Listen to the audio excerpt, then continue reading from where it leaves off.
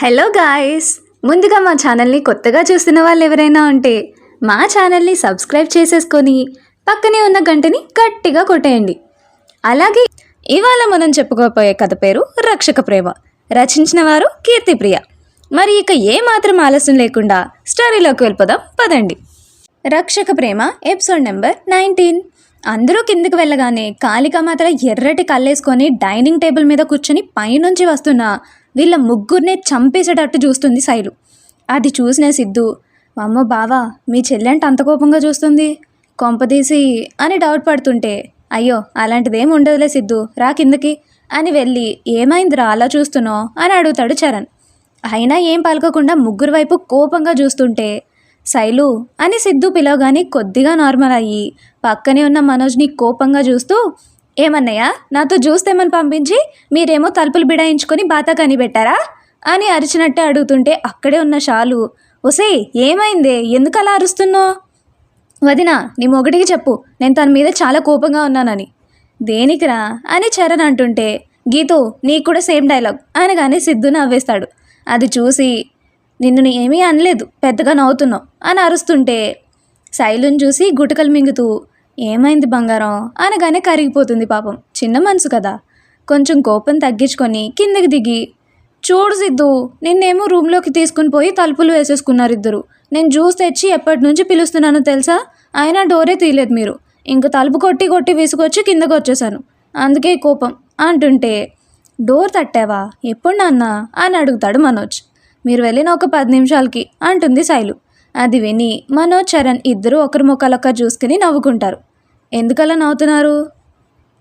శైలు, అంటే ఆ టైంలో మా మైండ్లు అక్కడ లేవులే అని చిన్నగా, కొంచెం షాక్లో ఉండుంటిమి అందుకే వినిపించలేదురా, సారీ మా. బావా నువ్వు చెప్పు అంటుంటే దగ్గరికి వెళ్ళి, సారీ రా చిట్టు తల్లి అంటూ తల పట్టుకొని ఊపేస్తాడు చరణ్. బావా ఆపు, కళ్ళు తిరుగుతున్నాయి నాకు. సారీ మా, సారీ రా.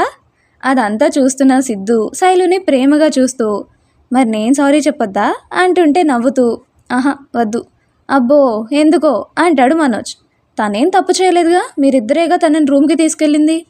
కానీ తను కూడా మాతో పాటు రూమ్లోనే ఉన్నాడుగా, నువ్వు వచ్చినప్పుడు తనైనా డోర్ తీయాలిగా అంటాడు చరణ్. తనకి వినిపించలేదేమో. దొంగదానా, కిలాడివే నువ్వు, సిద్ధు మీద ఒక్క మాట పడినాయోగా అంటూ ఇద్దరు చక్కలు గింతలు పెడుతుంటే కిలకిలా నవ్వుతూ, బావా ప్లీజ్, అన్నయ్య ఆగు, వద్దు అంటూ హాల్ అంతా తిరుగుతూ పరిగెడుతుంది శైలు. బ్రీసాకి చేస్తున్న చిలిపి అల్లరినంతా కళ్ళారా చూసుకుంటూ కళ్ళ నిండా నింపుకుంటున్నాడు సిద్ధు.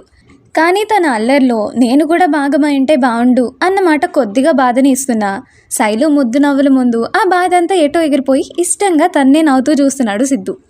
అలా తనని చూస్తూ ఉండగా శైలు పరిగెత్తుకుంటూ వచ్చి సిద్ధు వెనక దాక్కొని, సిద్ధు సిద్ధు చూడు నన్ను ఆట పట్టిస్తున్నారు అంటూ సిద్ధుని ముట్టుకోగానే సిద్ధుకి షాక్తో పాటు తాను దగ్గరగా ఉండడం గుండె నొప్పి స్టార్ట్ అవుతుంది. అది ఏది గమనించే స్థితిలో లేదు శైలు. సిద్ధు ఏమో నొప్పి భరించలేక తనకాలాడుతూ ఉంటాడు. అది గమనించిన మనోజ్ చరణ్ ఫాస్ట్గా సిద్ధు దగ్గరకు వచ్చి శైలుని పక్కకు లాగేస్తారు. అప్పటికీ కొంచెం నార్మల్ అయ్యి నీరసంగా పడిపోబోతుంటే పక్కనే ఉన్న చరణ్ ఆసరాగా నిలబడతాడు. అది ఓకే సిద్ధు?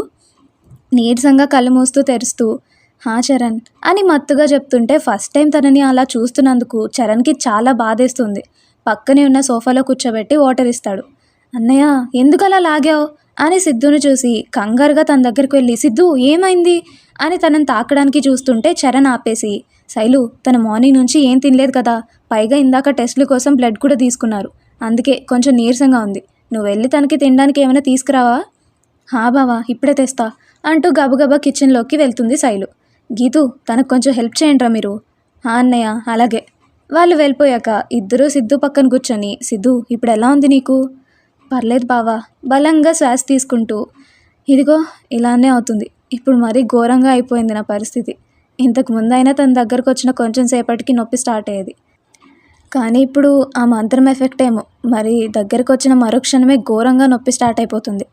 తన గుండె మీద చేయి వేసుకొని, ఇక్కడ చాలా నొప్పి వస్తుంది బావా అని కన్నీళ్లతో చెప్తుంటే ఇద్దరికీ కళ్ళలో నీళ్ళు తిరుగుతాయి.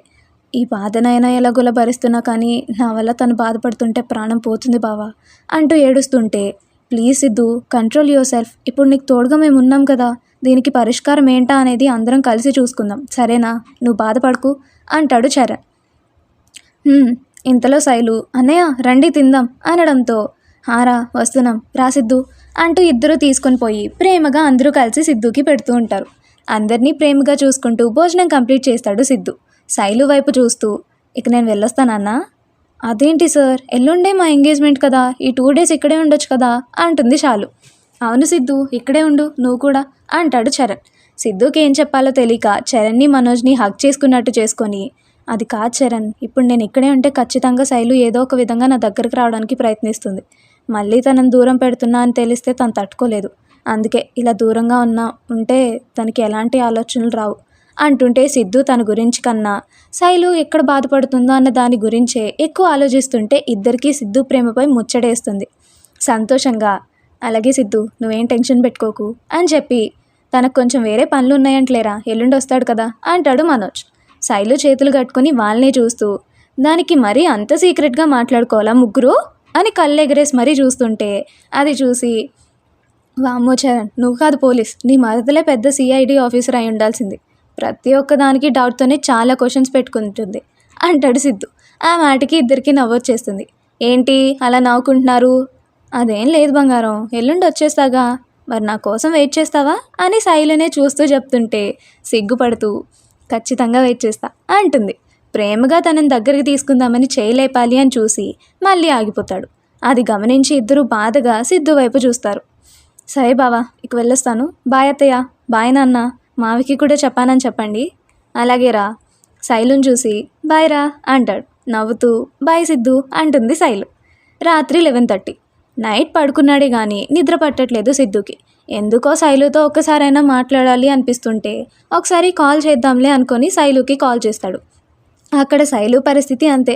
సిద్ధుతో మాట్లాడాలని ఉంది కానీ తను పడుకొని ఉంటాడేమో అనేసి అదే పనిగా ఫోన్ చూసుకుంటూ కూర్చున్న సమయంలో సిద్ధు నుంచి కాల్ రావడం చూసి మెరిసే కళ్ళతో సంతోషంగా ఫోన్ లిఫ్ట్ చేస్తుంది. ఫోన్ చేసిన వెంటనే మొదటి రింగుకే లిఫ్ట్ చేసేసరికి తను కూడా ఇంకా పడుకోలేదు అని అర్థమై ముఖంపై చిన్న చిరునవ్వుతో ఏం బంగారం ఇంకా పడుకోలేదా అంటుంటే ఏం మాట్లాడకుండానే అని మాత్రం అంటుంది. ఎందుకు నాన్నలు నేను గుర్తొస్తున్నానా? సిద్ధు అంత ప్రేమగా మాట్లాడుతుంటే నిన్నటి నుంచి తనని దూరం పెడుతున్నాడన్న బాధ అంతా ఎటో ఎగిరిపోయి సంతోషం తట్టుకోలేక లవ్ యూ సిద్ధు అంటుంది. తన గొంతులో సంతోషం గమనించిన సిద్ధు నేను 2 మాటలు ప్రేమగా మాట్లాడేసరికి కరిగిపోయింది నా బుల్లి రాక్షసి, నిన్నెప్పుడూ బాధ పెట్టనన్నా ఈ ఒక్క వారమేరా అని తన మనసులో అనుకొని నువ్వెప్పుడు ఇలానే సంతోషంగా అల్లరి చేస్తూ హ్యాపీగా ఉండరా నా బంగారం కదా, ఇంకెప్పుడు డల్ అవ్వకూడదు, నేను అస్సలు తట్టుకోలేకపోతున్నాను అంటుంటే లేదులే సిద్ధు ఇప్పుడు బాగానే ఉన్నానుగా సంతోషంగా థ్యాంక్ యూ బంగారం తిన్నావా మరి అని అడిగితే తిన్నా సిద్ధు అని మాట్లాడుకుంటూ తన చేతి వైపు చూసి సిద్ధు ఈ తాడెందుకు అసలు బాతింగ్ కూడా తీయకుండా పెట్టుకోవాలి అన్నావంట కార్తీక్ చెప్పాడు. దేనికి?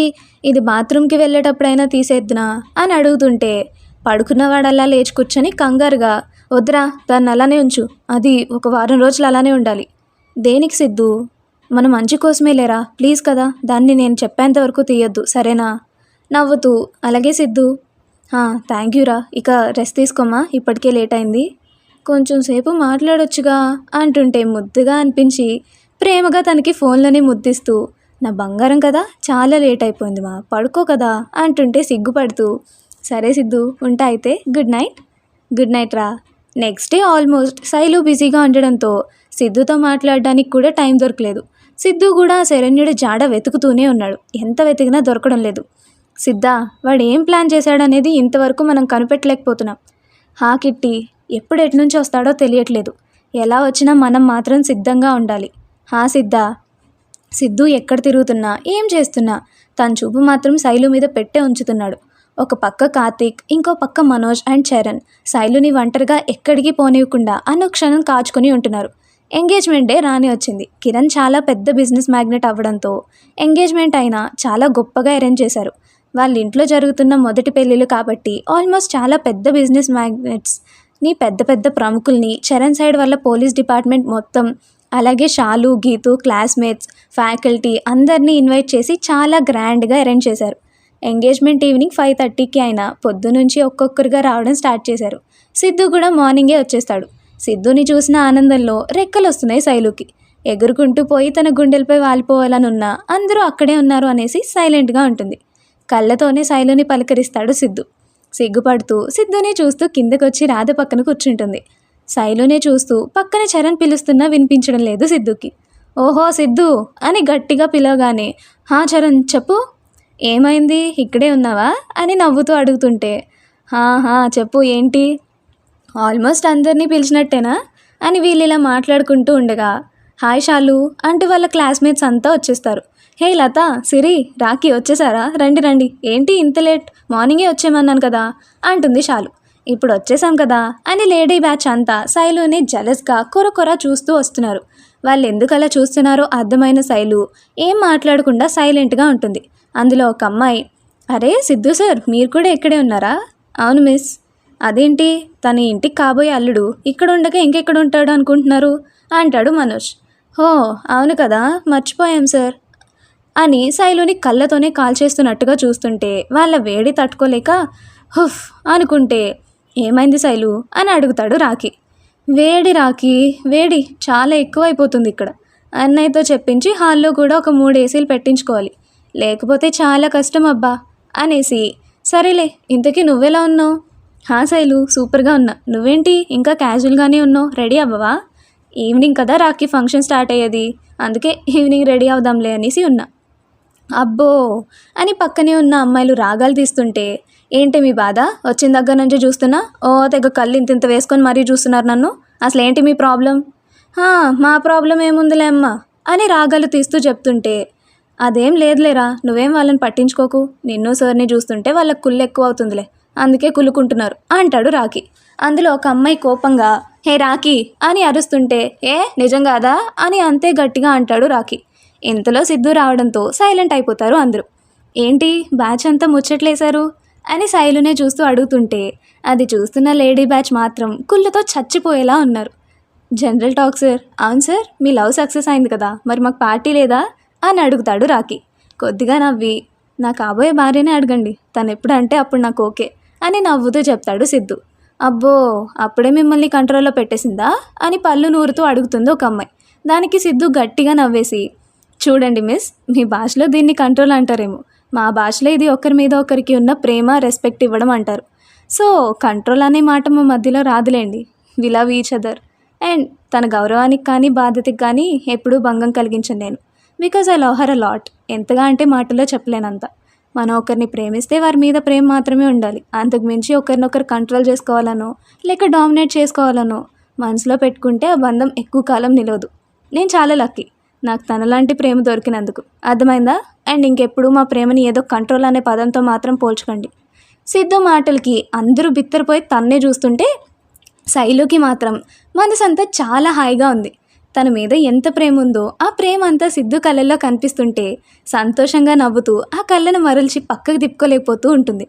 ఇంతలో మనోజ్ పిలవడంతో, హా బావా వస్తున్నా అంటూ, okay you guys carry on, నేను ఇప్పుడే వస్తాను అని చెప్పి శైలు వంక చూసి, వస్తారా అంటుంటే సంతోషంగా తల ఊపుతుంది. చరణ్ వాళ్ళతో మాట్లాడుతూనే శైలుకి మెసేజ్ పెడతాడు సిద్ధు. ఫ్రెండ్స్తో మాట్లాడుతూ ఉండగా సిద్ధు నుంచి మెసేజ్ రావడం చూసి సిద్ధు ఎక్కడున్నాడా అని చూస్తుంది. అన్నయ్య వాళ్ళతో మాట్లాడుతూ ఉండడం చూసి ఎందుకు మెసేజ్ చేశాడా అనేసి మెసేజ్ ఓపెన్ చేసి చూస్తుంది. మెసేజ్లో, ఓయ్ నువ్వు ఊరికే వాళ్ళ చెత్త మాటల్ని బుర్రలోకి ఎక్కించుకోకు, లోకులు కాకులు ఏదో ఒకటి మాట్లాడుతూనే ఉంటారు, నువ్వేం వాటిని పట్టించుకోకు నాన్న ప్లీజ్ అని ఉండడంతో తను ఏమైనా వాళ్ళ మాటలకి బాధపడుతుందేమో అనేసి పెట్టిన మెసేజ్ని చదువుతూ ప్రేమగా సిద్ధు వైపు చూస్తూ, ఒకసారి రూమ్లోకి రావా, నీతో మాట్లాడాలి అంటూ మెసేజ్ పంపిస్తుంది. శైలు నుంచి మెసేజ్ రావడం చూసి శైలుని చూసేసరికి తన్నే నవ్వుతూ చూస్తుంటే, ఏంటి అన్నట్టు సైగ చేస్తాడు. ఫోన్ని చూపిస్తూ మెసేజ్ చూడు అని సైగ చేయడంతో నవ్వుకొని మెసేజ్ చూసుకుంటాడు. మెసేజ్ చూసి ఎందుకు పిలిచిందో అర్థం కాక శైలు వైపు చూస్తే తను అక్కడ కనిపించక మెట్ల వైపు చూస్తే మెట్లెక్కుతూ కనిపిస్తుంది. ఎందుకని అడుగుదామన్నా అందరూ అక్కడే ఉండడంతో ఇంకేం చేయలేక, ఇప్పుడే వస్తా బావా అంటూ శైలు రూమ్లోకి వెళ్తాడు. శైలు శైలు అని పిలుస్తూ, ఏమైందిరా ఇప్పుడు పిలిచావు అంటున్నా రెస్పాన్స్ లేదు. ఓయ్ ఎక్కడున్నావు అంటుంటే సడన్గా వెనక నుంచి స్పీడ్గా వచ్చి సిద్ధుని గట్టిగా హగ్ చేసుకుంటుంది. శైలుని వెతుకుతూ ఉండడంతో కిట్టిగాడు సిగ్నల్ ఇచ్చేది కూడా గమనించలేదు సిద్ధు. అంతే ఒక్కసారిగా షాక్ తగిలి ఉలిక్కిపడి వెనక్కి తిరుగుతాడు. తను అంత సడన్గా తిరిగేసరికి ఏమైంది సిద్ధు అని అడుగుతుంటే శైలుకి కొంచెం దూరం జరిగి, శైలు ఇలా సడన్గా వస్తే ఎలారా, భయం వేయదానే చిన్నగా స్మైల్ ఇస్తూ నేనే కదా సిద్ధు వచ్చేది, ఇంకెవరు వస్తారని అంటూ ముందుకొస్తుంటే తనకి దూరం జరుగుతూ ఏంరా ఎందుకు పిలిచావు ఇప్పుడు అని అడుగుతుంటే సిద్ధు కావాలనే తన నుంచి దూరం జరుగుతున్నాడు అని అర్థమయ్యి ఏమైంది సిద్ధు ఇంకా కోల్ తగ్గలేదా నీకు తను ఎందుకు అలా అడుగుతుందో అర్థమయ్యి పర్లేదురా ఇప్పుడు ఎందుకు పిలిచావు అని టాపిక్ డైవర్ట్ చేస్తుంటే అని డల్గా ఫేస్ పెట్టి వెళ్తావేమో వెళ్ళిపో ఓ తెగ తొందరపడిపోతున్నావు కదా అని బొంగమూతి పెట్టుకొని అడుగుతుంటే ముద్దొస్తుంది సిద్ధుకి.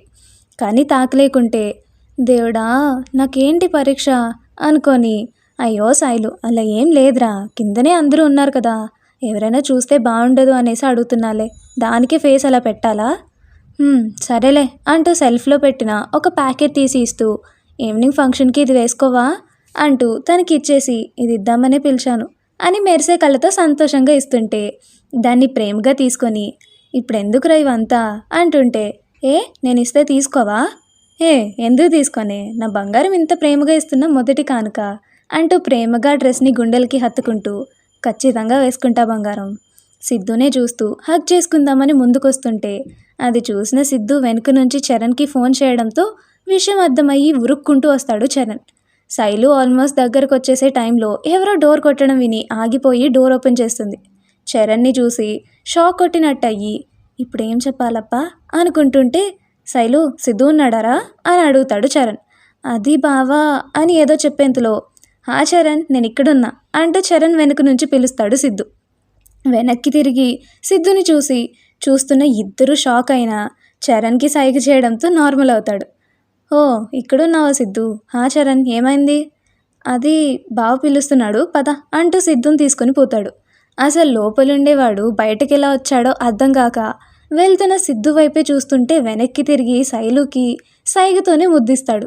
అది చూసి చిన్నగా నవ్వుతూ రూమ్లోకి వెళ్ళి చూస్తే బాల్కనీ డోర్ ఓపెన్ చేసి ఉంటుంది. అది చూసి ఇలా బయటకు వెళ్ళాడా అని ముసిముసిగా నవ్వుకుంటుంది శైలు. వెళ్తున్న చరణ్ షాక్తోనే సిద్ధు అని పిలుస్తాడు. చరణ్ ఏంటి? అది ఇందాకే కదా నాకు కాల్ చేసావు, ఇంతలో బయటికి ఎలా వచ్చావు? దానికి చిరునవ్వే సమాధానంగా ఇస్తాడు సిద్ధు.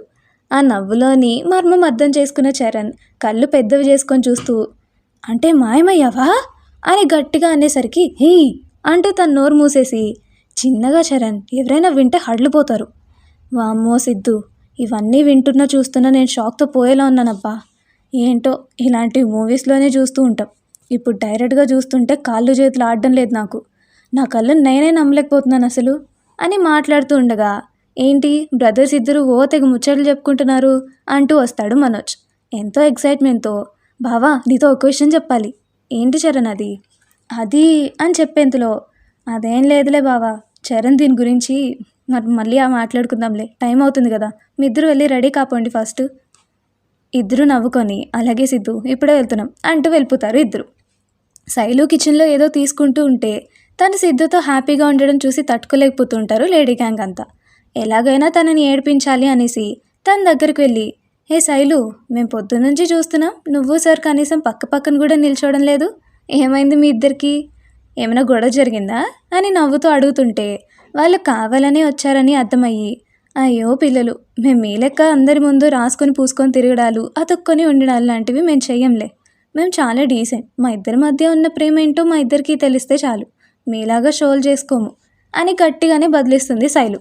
శైలు మాటలకి కోపం వచ్చిన బ్యాచ్ ఇవన్నీ మాటలేవే, కవర్ చేసుకోవడానికి ఇలాంటివన్నీ చెప్తారు మనకి, ఎందుకులే వెళ్దాం పద, సార్ అక్కడ ఉన్నారు మనం వెళ్ళి సెల్ఫీ దిగుదాం అని మూతి 30 వంకర్లు తిప్పుకుంటూ అక్కడి నుంచి వెళ్ళిపోతారు. వెళ్తున్న వాళ్ళ వైపే కోపంగా చూస్తూ ముచ్చి మొహల్లారా ఎప్పుడు చూసినా మా ఇద్దరి మీద నేనా కళ్ళు, మీ కళ్ళు పేలిపోను, సిగ్గులేదు మీకు అసలు.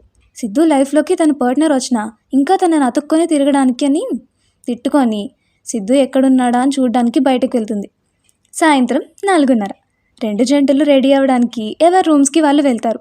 ఫంక్షన్కి వచ్చిన పిల్లల బ్యాచ్ అంతా చరణ్ని మనోజ్ని ఆట పట్టించడానికి కావాలనే వాళ్ళ రూమ్స్ బాగాలేవు అని చెప్పి ఎవరి పెళ్లి కూతుర్ల రూమ్లోకి వాళ్ళని పంపిస్తారు. అది తెలియని ఇద్దరు షాలు గీతు రూమ్స్లోకి అడుగు పెడతారు. ఫస్ట్ జంట దగ్గరికి వచ్చేద్దాం. అప్పుడే లెహంగా వేసుకొని హెయిర్నంతా ఒక సైడ్కి వేసి వెనకున్న జాకెట్ హుక్ పెట్టుకోవడానికి చూస్తున్న షాలుకి సడన్గా డోర్ ఓపెన్ అవ్వడం చూసి శైలు ఏమో అనేసి వెనక్కి తిరగకుండానే శైలు కొంచెం ఈ హుక్ పెట్టుదు రారా అందరం లేదు అంటుంటే ఇంకా చున్నీ కూడా వేసుకోకపోవడం వల్ల వెనక నుంచి విశాలంగా కనిపిస్తున్న వీపు, సన్నటి మల్లె తీగలా ఉన్న నడుంకి అందంగా మెరుస్తూ కనిపిస్తున్న single line diamond hip chain. ఆ డ్రెస్లో షాలు దగదగ మెరిసిపోతుంటే కళ్ళు కూడా ఆర్పడం మర్చిపోయి మరీ చూస్తున్నాడు మనోజ్. ఏ శైలు, నిన్నే, ఇది పెడదురా అని షాలు పిలవగానే చిన్నగా నవ్వుకొని డోర్కి గడే పెట్టేసి మెల్లిగా చప్పుడు రాకుండా షాలు దగ్గరికి వెళ్ళి వెనక హుక్స్ పెడుతుంటే మనోజ్ స్పర్శ తగిలి ఉలిక్కిపడి వెనక్కి తిరుగుతుంది. అక్కడ మనోజ్ని చూసి షాక్ అయ్యి, ఏ మను, నువ్వేంటిక్కడా? వెనక నుంచి చూస్తే పైనుంచి దిగొచ్చిన దేవకనిలా, ముందు నుంచి చూస్తే అప్పుడే చిక్కిన పాలరాతి శిల్పంలా కనిపిస్తున్న ప్రియసఖిని చూసి మైమర్చిపోతూ తన నడుము చుట్టూ చేతులేసి దగ్గరికి లాక్కుంటాడు. అలా సడన్గా లాగడం వల్ల నుదుటి మీద ఉన్న పాపిడి బిళ్ళ లయబద్ధంగా అటు ఇటు ఊగుతుంటే వాటి మధ్య కలవరేకుల్లా ఉండే కళ్ళు నవ్వుతూ ప్రియుణ్ణి చూస్తున్నాయి. ఆ కళ్ళని చూస్తూ చాలా అందంగా ఉన్నావురా అంటాడు. ప్రియుడి కళ్ళల్లో చిలిపితనం కనిపిస్తుంటే మెల్లిగా కళ్ళు వాల్చేసి తన గుండెల్లో ఒదిగిపోతూ సడన్గా గుర్తొచ్చి, హే మను, అయినా నువ్వు ఇక్కడేం చేస్తున్నావు అంటుంటే అదేం పట్టించుకోకుండా శంకర్లా ముద్దుగా కనిపిస్తున్న తన మెడ మీద వేళ్లతో అటు ఇటు నాట్యం చేస్తుంటే గొంతులా తడారిపోతూ గుండె వేగం పెరిగిపోతుంది షాలుకి. తను చేస్తున్న పనికి మత్తుగా మెలికలు తిరుగుతున్న సఖినే చూస్తూ తనని టెంప్ట్ చేస్తున్న ఎర్రటి పెదాల వంక చూస్తూ వేళ్లతో చేస్తున్న నాట్యం కొనసాగిస్తూనే ఆర్తిగా పెదవుల్ని అందుకునే సమయంలో ఎవరో డోర్ కొట్టడంతో ఆ చప్పుడు విని కంగారుగా షాలుని వదిలేస్తాడు. అమ్మ షాలు, రెడీ అయ్యావా? రా, టైం అవుతుంది అంటూ పిలుస్తుంది రాధ. షాక్తో మనోజ్ వైపు చూసి, హా అత్తయ్య, అయిపోయింది, వస్తున్నాలేండి, త్వరగా కానివ్వరా. అలాగే అత్తయ్య, మీరు వెళ్ళండి, నేను వచ్చేస్తాను అని చెప్పి రాధ వెళ్ళిపోయాక మెల్లిగా డోర్ ఓపెన్ చేసి చుట్టూ చూసి, ఓయ్ వెళ్దురా, ఎవరూ లేరు అంటూ త్వరగా రామను అంటుంటే కదలకుండా నవ్వుతూ తన్నే చూస్తున్నాడు మనోజ్. తన వంక చూసి గట్టిగా మను అనగానే, హారా, వెళ్తున్నాలే అంటూ డోర్ దగ్గరికి వచ్చి వెళ్ళేవాడు మళ్ళీ ఒక అడుగు వెనక్కి వేసి, బంగారం, ఏంటి అది? ఇందాక చేస్తున్న పని మధ్యలోనే ఆపేశా కదనే, ఒక్క ముద్దే ప్లీజ్ అంటుంటే షాలుకి సిగ్గేస్తున్నా ఎవరైనా చూస్తే బాగుండు అనేసి, కొడతామను, టైం లేదు, ఫస్ట్ వెళ్ళి రెడీ కాపో అంటూ తనని పంపించేస్తుంటే, ఒక్క ముద్దు కదనే అంటూ తను చేయి పట్టుకొని దగ్గరికి లాక్కుంటూ తనకి మాట్లాడే ఛాన్స్ కూడా ఇవ్వకుండా మధ్యలోనే వదిలేసిన పనిని ఇప్పుడు కొనసాగించడం కోసం బలంగా తన పెదవులతో బంధించేస్తాడు షాలు పెదవుల్ని. తను చేస్తున్న పనికి కళ్ళను అలా పెద్దవి చేసి చూస్తూ వాళ్ళు డోర్ దగ్గరే ఉన్నారన్న విషయం గుర్తొచ్చి మళ్ళీ ఎవరైనా చూస్తే బాగోదు అనేసి తనతో పని లేనట్టుగా తన పెదవులతో ఇష్టంగా ఆడుకుంటున్న ప్రియసఖుడిని చూసి తనని ఒక్క తోపు బయటకు తోసేసి వెంటనే డోర్ వేసేసుకుంటుంది. అది చూసి, హే రాక్షసి, ఎందుకు ఎలా తోసావు అని అరుస్తుంటే, పోరా అని ముద్దుగా కసురుకొని తను రెడీ అవ్వడంలో బిజీ అయిపోతుంది. రాక్షసి, ఊరించి పుసుక్కుమంటూ పెళ్ళి కానీ దొరుకుతావుగా అనుకొని వెళ్ళిపోతాడు మనోజ్. అప్పుడే డ్రెస్ వేసుకొని జ్యువెలరీ ఎక్కడ పెట్టారా అంటూ వెతుకుతున్న గీతుకి డోర్ ఓపెన్ అయిన చప్పుడు విని అటు చూస్తుంది. అక్కడ చరణ్ని చూసి షాక్తో అలా చూస్తూ, చరణ్ నువ్వేంటి ఇక్కడ అంటుంటే పర్పుల్ కలర్ లెహెంగాలో చిన్న జ్యువెలరీ లేకపోయినా రత్నంలా మెరిసిపోతున్న గీతు మేని ఛాయ్ని అలా చూస్తూ ఫ్రీజ్ అయిపోతూ ఉంటాడు చరణ్. కింద నుంచి పై వరకు కళ్ళతోనే స్కాన్ చేస్తున్న చరణ్ కళ్ళు మబ్బుల మధ్య మెరుస్తూ దాగున్న చిన్ని నక్షత్రంలా తన అందానికి దిష్టి పెట్టేలా ముద్దుగా కనిపిస్తున్న గీతు సన్నటి నడుం మీద లోతుగా కనిపిస్తున్న తన నాభి దగ్గర చరణ్ కళ్ళు ఆగిపోతాయి. దాన్నే చూస్తుంటే మనసులో ఉండే చిలిపి కోరికలు ఏవో తనని అందుకో అంటూ తొందర పెడుతున్నాయి. పిలిచినా పలకకపోయేసరికి చిన్నగా తన దగ్గరకు వచ్చి, ఓయ్ చరణ్, ఏమైంది, ఇక్కడేం చేస్తున్నావు నువ్వు అంటుంటే తనని అలా అంతా దగ్గరగా చూస్తుంటే టెంప్ట్ అయిపోతున్నాడు చరణ్. తనని గట్టిగా పట్టుకొని ఏదో ఒకటి చేసేయాలి అంటున్న తన కోరికని గట్టిగా అదిం పెట్టుకొని దగ్గరకు వచ్చిన ఇష్టసఖిని ప్రేమగా దగ్గరికి లాక్కొని తన మాటలేవి పట్టించుకోకుండా వయ్యారంగా అదురుతున్న తన అదరాల్నే చూస్తూ ఒక్కసారిగా తన పెదవులతో గీతు అదరాల్ని లాక్ చేసేస్తాడు. సడన్గా జరిగిన ప్రక్రియకి షాక్ కొట్టి కళ్ళు పెద్దవి చేసుకొని అలా చూస్తూ ఉండిపోతుంది గీతు. గీతు అంత దగ్గరగా ఉంటే కంట్రోల్ చేసుకోలేకపోతూ ఉంటాడు చరణ్. తనని ఇంకా దగ్గర కదుముకొని తననే ఊరిస్తూ తన పెదవుల్ని ఇంకా గట్టిగా పెనవేసుకుంటూ పోతూ మెల్లిగా తన చేతిని గీతు నడుము మీద పెట్టి తన వేళ్లతో తన నాభి దగ్గర చుట్టూ తిప్పుతూ ఆడిస్తూ ఉంటే మైకం కమ్మినట్టు అయ్యి ప్రేమగా ఇస్తున్న ప్రియుడు ముద్దుకి తన చుట్టూ చేతులు వేసి మత్తుగా కళ్ళు మూసుకుంటుంది గీతు. తన నడుము మీద వేళ్ళతో నాట్యం చేస్తుంటే చక్కెలు గింతలు అవుతున్నట్టు అనిపించి బాడీలో అలజడి పెరిగిపోతుంటే తన నడుము మీద ఉన్న చరణ్ చేతిని కంగారుగా పట్టుకుంటూ దూరం జరుపుతుంది. తన పరిస్థితి అర్థమయ్యి మెల్లిగా అదరాల్ని వదులుతూ ప్రేమగా తనని హత్తుకొని అలానే చూస్తూ, సారీ గీతూ, నిన్ను సడన్గా ఇలా చూసేసరికి కంట్రోల్ చేసుకోలేకపోయాను అంటుంటే చిన్నగా నవ్వుతూ చరణ్ నుదుటి మీద ముద్దు పెట్టుకొని, లవ్ యూ మా అంటూ, అవును నువ్వేంటి ఇక్కడ తలతో ఢీ కొడుతూ, నా బంగారంతో స్వీట్ మెమరీ ఉండాలి అనేసి ఆ దేవుడు నన్ను ఇక్కడికి పంపించాడు అనుకో అంటుంటే చరణ్ మెడ చుట్టూ చేతులు వేసి, అబ్బో అవునా, హా బంగారం ఇందులో లక్ష్మి పిలవడంతో హామా అంటూ కంగారుగా దూరం జరిగి, అయిపోయింది వస్తున్నా అని చెప్పి చరణ్ వైపు చూసి, చరణ్ టైం అవుతుంది రెడీ కాపో వెళ్ళు అంటుంటే తనని దగ్గరికి తీసుకొని, నాకు వెళ్ళబుద్ధి కావట్లేదురా నవ్వుతూ తన బుగ్గ మీద ముద్దు పెట్టి, తర్వాత ఎంతసేపైనా ఉండొచ్చులేమ్మా ఇప్పుడు వెళ్ళు కదా అని తనని పంపించేస్తుంది.